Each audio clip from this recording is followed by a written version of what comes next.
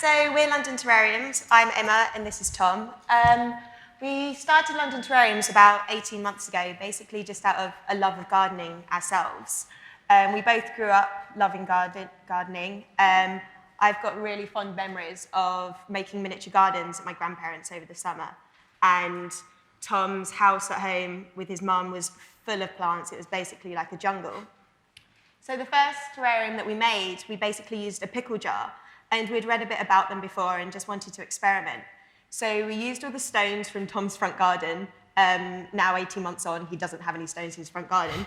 And then filled it with compost and loads of plants that basically just took cuttings from our friends' house plants and from memorable places that meant something to us.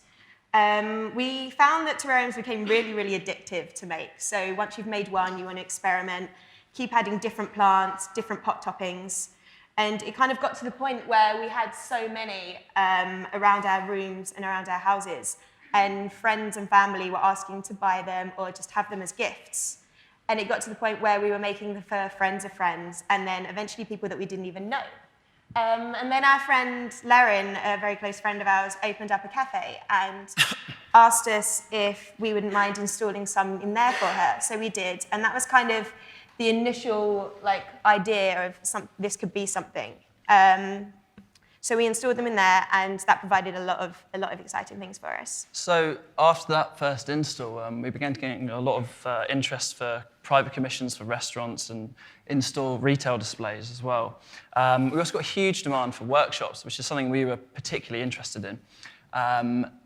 So after that, once this demand for us sort of came about, we were suddenly demanded to learn a lot more, but not only about horticulture, but about the terrariums themselves. And we realised that the terrarium was a Victorian invention made by a guy called Nathaniel Bagshaw Ward and Robert Fortune, who was one of the curators actually at the Chelsea Physic Garden. They not only revolutionised the transportation of plants around the world, but they also facilitated the Victorian obsession for ferns at the time, which was known as pteridumania.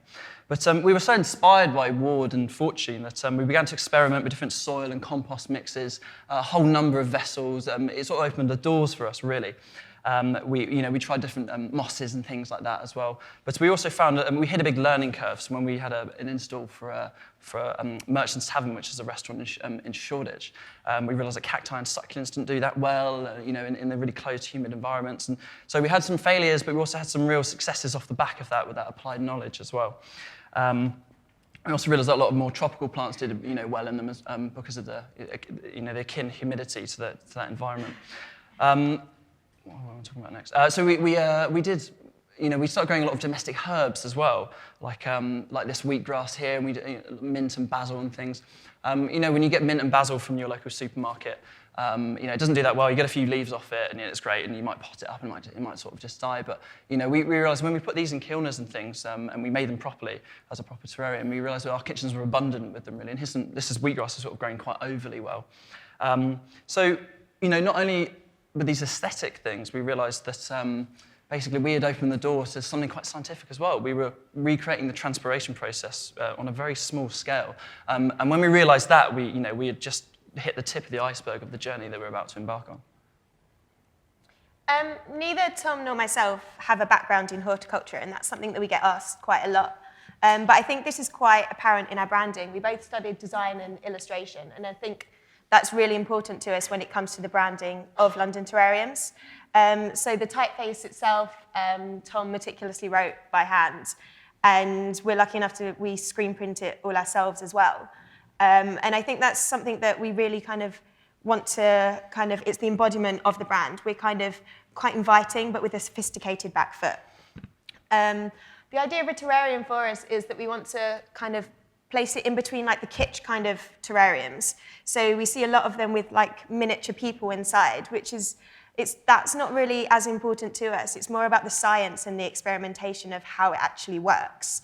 As opposed to it also being a really expensive ornament, something that won't actually grow. I think it's the process and the patience of watching a terrarium grow that is really important to us.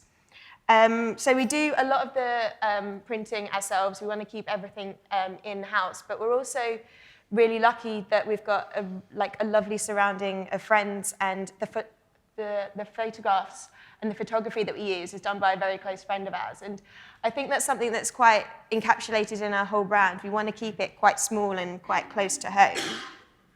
I think LT grew from a passion of making opposed to seeing it as a commercial product to sell.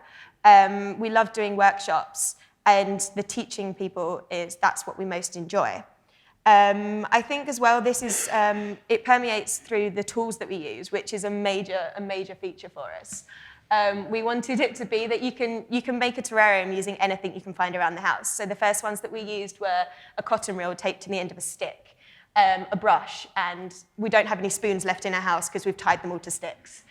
But we also found some tools that did exist that we didn't need to change. So here we've got a radiator brush, which I didn't even know existed if you want to brush behind your radiators.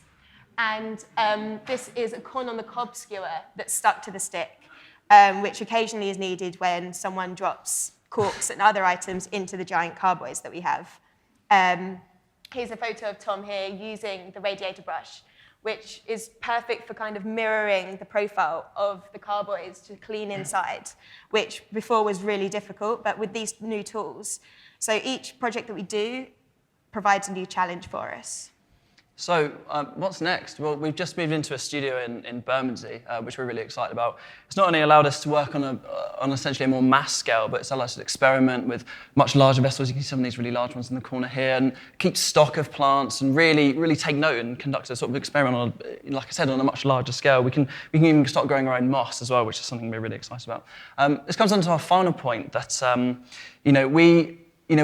we fall into this. This has exploded in our faces, and I think something that's quite encapsulating for us is that we never would have thought horticulture would have been something we would have wanted to do, and that's quite a nice theme that you might have a quite set path in what you're doing, and then you might stumble into something else and actually fall in love with it. We're also quite keen on London Terrariums being more than just the terrarium. And I think gardening under glass is a really nice subject that permeates across the urban environment in cities across the world. And we want people to be able to enjoy gardening even if they don't own one or they're in a rented property and you don't want to quite invest so much time in it because you're going to move out in a few years. And we want to focus that in our workshops and bring that to children and adults as well. So we're just going to finish up.